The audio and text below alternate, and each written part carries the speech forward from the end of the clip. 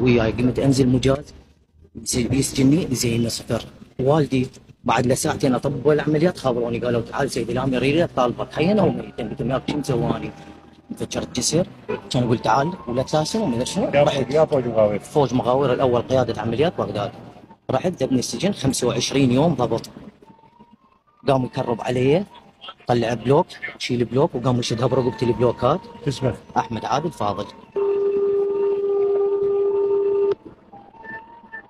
صديق احمد حبيبي سيدي تفضل. شلونك؟ اكو جندي فوج المغاوير اي سيدي. مبهدله ومتجاوز عليه، المهم تدز عليه سدز لك اسمه، تدز عليه وتنقله مقر القياده وحقق بالموضوع. صار سيدي ما سدد عليه بس تقول لك اسمه سدد. هسه احول لك على الواتساب، هسه احول لك على الواتساب وانطيني نتاج التحقيق، دز لي نتاج التحقيق 48 ساعه. تؤمر سيدي تؤمر صار تؤمر صار. ممنون. روح لا يضل بالك. ابد ما اسمح لهم يتطاولون على جندي. سيدي بس عندي طلب منك. شنو؟ الفوج ما اريد اطلع. وقلت له اسحب المقر القياده ما تبقى يمه. والنعم منك سيدي العزيز.